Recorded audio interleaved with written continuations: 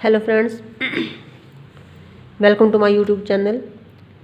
Students, हमने +2 class के accounts का chapter dissolution of firm start किया हुआ है, जो कि पिछली वीडियो में हमने डिसोल्यूशन ऑफ फर्म्स का मीनिंग, उसका फॉर्मेट और रियलाइजेशन अकाउंट के बारे में स्टडी किया था। रियलाइजेशन के फॉर्मेट के बारे में भी हमने स्टडी किया था और पिछली वीडियो में हमने जो है इन सभी से रिलेटेड जर्नल एंट्रीज के बारे में पढ़ा था। आज की इस वीडियो में मैं आपको टीएस ग्रेवाल का रियलाइजेशन अकाउंट का क्वेश्चन नंबर 18 को सॉल्व करके दिखाऊंगी। इस जो क्वेश्चन में जो है आपके सारे डाउट्स जो हैं वो क्लियर हो जाएंगे कि आपको जो है रियलाइजेशन अकाउंट कैसे बनाना है। जैसे कि आपको पता है कि आपके पास क्वेश्चन में बैलेंस शीट गिवन होगी। यहाँ पर बैलेंस शीट गिवन है जिसमें जो है Ramesh and Umesh are partner in firm sharing profit in the ratio of their capital. यहाँ पर ध्यान रखना है, जो प्रॉफिट शेयर करते हैं वो कैपिटल रेशो में करते हैं। On the 31 March 2013 their balance sheet was as follows. जैसे कि उसकी लाइबिलिटी साइड में जो है आपके पास creditors 1,70,000, workman compensation reserve 2,10,000, general reserve 2 lakh, Ramesh current account 80,000, capital accounts Ramesh और उमेश की जो है 7 लाख और 3 लाख। अब आपको पता है कि जो कैपिटल अकाउंट्स है, जो आपकी कैपिटल जो है प्रॉफिट शेयरिंग रेशो है वो कैपिटल जो है रेशो में डिस्ट्रीब्यूट होगी, जो उनकी रेशो बन जाएगी 7:3। एसेट साइड में bank, debtor, stock, furniture, machinery, Umesh current account.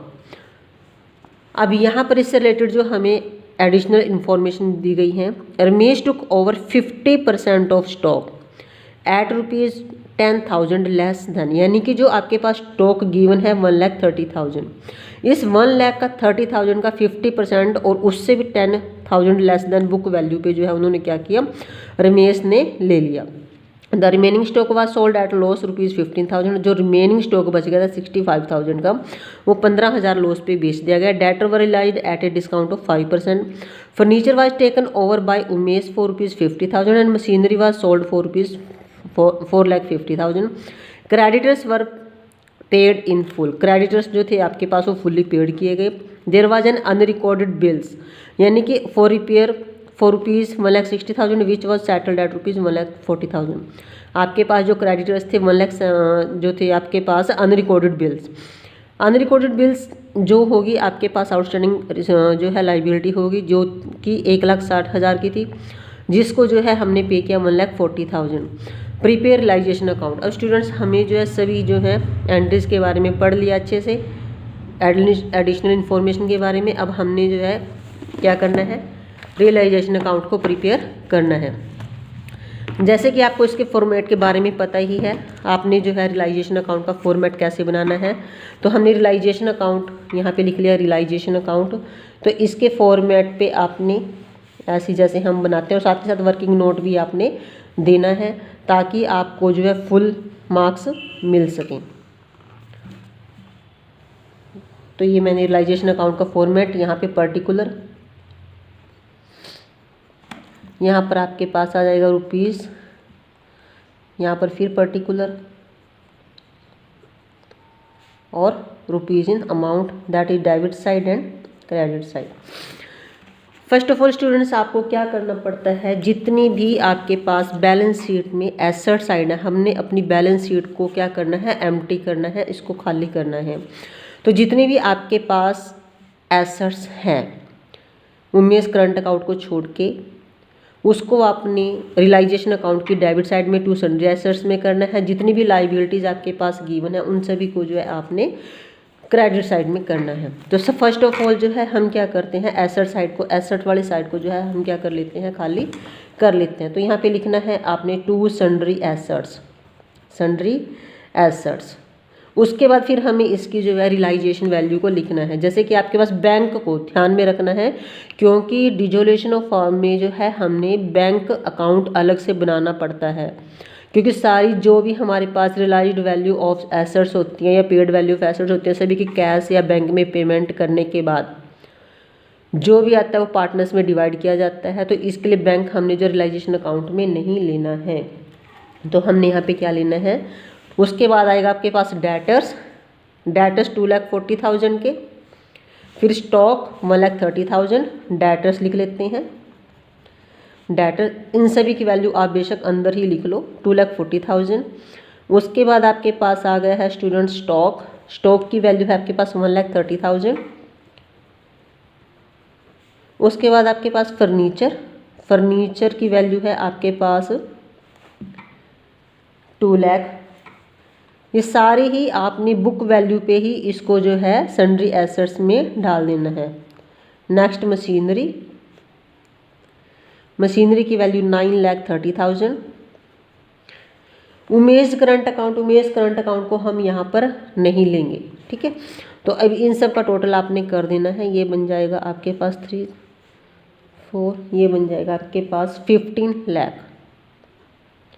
Okay, अब हमने जो है एसेट साइड को हमने क्या किया है, एम्प्टी कर दिया है। अब हमने जो है लाइबिलिटी साइड को, लाइबिलिटी साइड में क्रेडिटर्स आ जाएंगे। आपने यहाँ पे लिखना है बाय सन्ड्री लाइबिलिटीज़। तो यहाँ पर आ गए आपके पास क्रेडिटर्स। क्रेडिटर्स हैं आपके पास स्टूडेंट्स 1,70,000, 1,70,000 हम इसको साथ में लिख देते हैं। उसके बाद आपके पास वर्कमैन कॉम्पनसेशन रिजर्व। स्टूडेंट्स आपको पता है ये हमने पार्टनर्स में ओल्ड रेशो में डिवाइड करना होता है। जनरल रिजर्व को भी आपने डिवाइड करना है, ये रियलाइजेशन अकाउंट में नहीं आएगा। रमेश का जो करंट अकाउंट है, रमेश के करंट अकाउंट का जो है आपने देखो वर्किंग नोट देना है। उसके बाद जो है आपके पास कैपिटल्स है रमेश और उमेश की, ये भी कैपिटल जो है आपके पार्टनर्स के कैपिटल अकाउंट के क्रेडिट साइड में जाएंगी, ठीक है जी। अब हम उठाते हैं इनकी जो है रियलाइज्ड वैल्यू, जो आपके पास एडिशनल इंफॉर्मेशन थी। Ramesh took over 50% of stock at ₹10,000। देखो अब रमेश का जो करंट अकाउंट में आपके पास आएगा, रमेश वर्किंग नोट,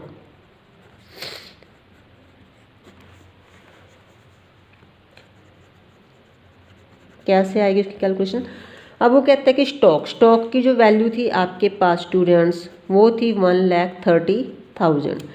इसका 50% जो है रमेश जो है लेता है। स्टॉक का 50% हो गया आपका 65,000। अब उसमें से भी वो 10,000 लेस देन बुक वैल्यू, जो उसकी बुक वैल्यू थी लेस 10,000 लेस बुक वैल्यू 10,000, तो ये आएगा 65,000 माइनस 10, यानी कि 55,000 का स्टॉक उसने, 65,000 का स्टॉक जो है उसने 55,000 में लिया। तो यहाँ पर आ जाएगा आपके पास current by Ramesh current account. Okay, उसने लिया है कितने का लिया अब उसने, ये 55,000 का। Next enter the remaining stock. अब स्टूडेंट्स रिमेनिंग स्टॉक कितना बचा था आपके पास, रिमेनिंग स्टॉक जो बचा था आपके पास वो बचा था 1,30,000 का टोटल था। 1,30,000 माइनस 65,000 का आपका कवर होगा तो 65,000। अब ये कहता है कि यहाँ पे 65,000 का जो स्टॉक था वो 15,000 लॉस पे सोल्ड कर दिया, यानी कि 15,000 जो है लॉस हो गया।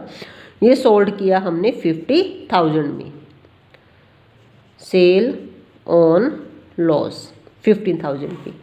ओके, तो इसको जो है कितने में बेचा, ये 50,000 में। अब यहाँ पे अगर आप इसको लेते हो, यहाँ पे अगर आप उसको बेचोगे तो रियलाइजेशन अकाउंट में हम बाय बैंक अकाउंट या फिर कैश अकाउंट लिखते हैं, आपको पता ही है। तो यहाँ पे स्टॉक की जो वैल्यू थी आपके पास वो कितनी आई, एसेट्स बेची आपने तो आ गया आपके पास स्टॉक की वैल्यू आ गई 50,000। क्लियर। अब यहाँ पे कहता है debtor were realised at a discount of 5%। अब दूसरा जो आपके पास वर्किंग नोट आएगा, दूसरा वर्किंग नोट आएगा आपके पास डेटर्स की वैल्यू थी आपके पास 2,40,000 डिस्काउंट ऑन डेटर। 2,40,000 की आपके पास वैल्यू थी, कितने परसेंट था, 5%, 5/100। ये आ गया आपके पास 500 50 5 के बीच 2 5 10 12 12,000 का, यानी कि डिस्काउंट दिया 12,000 का। डेटर्स कितने के थे, 2,40,000 थाउजेंड के थे, तो आपने रियलाइजेशन अकाउंट की क्रेडिट साइड में 10 - 2 = 8, 3 - 1 = 2, 2,28,000 आपकी वैल्यू रियलाइज हुई। तो यहाँ पे आप लिखोगे डेटर्स 2,28,000। अब उसके बाद स्टॉक आपका हो गया है debtors. Furniture was taken over by Umesh for ₹50,000। अब जो आपके पास फर्नीचर था, फर्नीचर की जो वैल्यू थी आपके पास 2 लाख थी, और ये इसने जो है किसने ले लिया, यहाँ पर आपके पास उमेश ने, यहाँ पे लिख देते हैं by Umesh current account 50,000। And machinery was sold for ₹4,50,000। यहाँ पे आप मशीनरी लिख दो, मशीनरी बेची उसने आपके पास 4,50,000 की। अब इसका टोटल आपके पास बनता है 8, 5 और 2 7 4 11 और 1 12, ये आ गया आपके पास 2 और 7।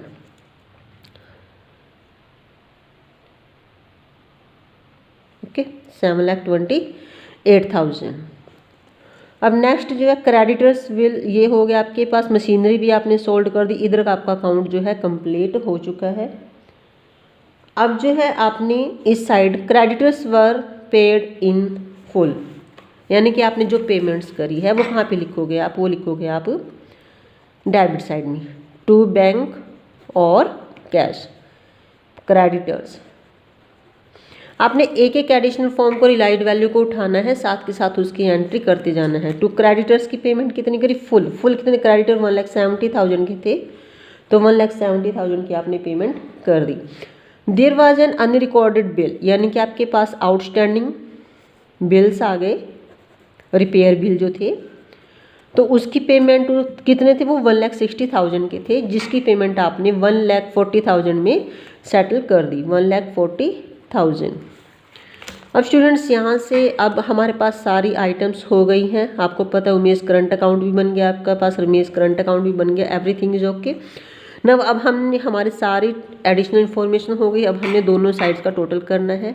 जैसे कि टोटल से आपको पता ही लग रहा है, यहाँ पे 15 लाख है, 15, 16, 17 और 1 18,10,000 आपका बन जाएगा। लेकिन यहाँ पे देखो पता लगता है 7 50,000 है, 55 2 7 और 8 9 मैक्सिमम होएगा। तो इट मीन्स आपकी डेबिट साइड ज़्यादा है, तो यहाँ पे रियलाइजेशन का आपको क्या हुआ है, लॉस हुआ है। तो यहाँ पर आप जो है इसका बन गया टोटल आपके पास, अभी मैंने किया था 18,10,000। अब आपने क्रेडिट साइड का भी लॉस जो है किस रेशो में डिस्ट्रीब्यूट करना है, इनकी कैपिटल रेशो में डिस्ट्रीब्यूट करना है, और कैपिटल रेशो जो है वो है आपकी 7:3। अभी 18,00,000 इस साइड का आप टोटल करो, इस साइड का टोटल कितना बनेगा आपके पास, ये बनता है आपके पास 55 सॉरी 3,013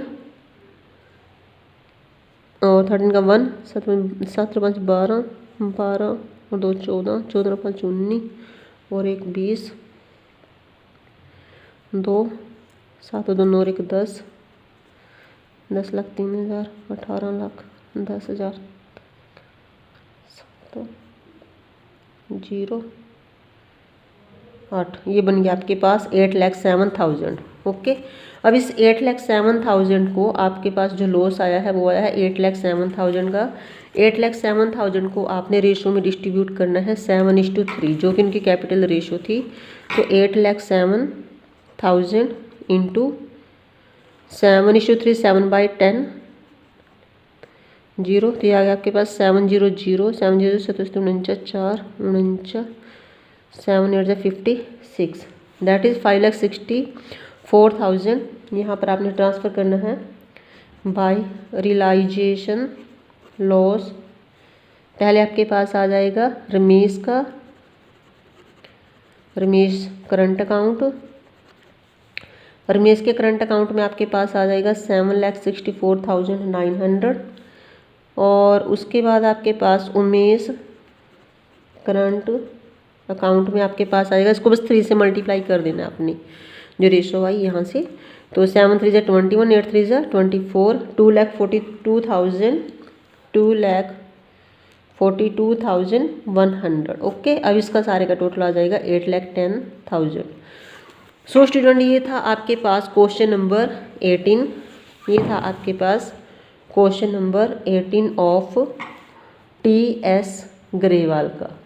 ठीक है, तो आप जो है इस क्वेश्चन में आपका realisation account full flash cover हो जाता है, आपको इजी समझ में भी आ जाएगा, ये इसमें कोई प्रॉब्लम नहीं है। और ये इस टाइप से ये आप क्वेश्चन नंबर 19 भी कर सकते हैं, 20 भी कर सकते हैं। आगे 20 आपका पार्टनरशिप जो है कैपिटल अकाउंट और cash bank account full flash question है, जो मैं आपको नेक्स्ट वीडियो में कराऊंगी। सो मुझे उम्मीद है कि आपको ये क्वेश्चन अच्छे से समझ में आ गया होगा। यदि आपको कोई प्रॉब्लम है तो प्लीज़ आप मेरे को कमेंट सेक्शन में पूछ सकते हैं, और प्लीज़ मेरे चैनल को आप ज़रूर सब्सक्राइब करें, लाइक करें। Thank you.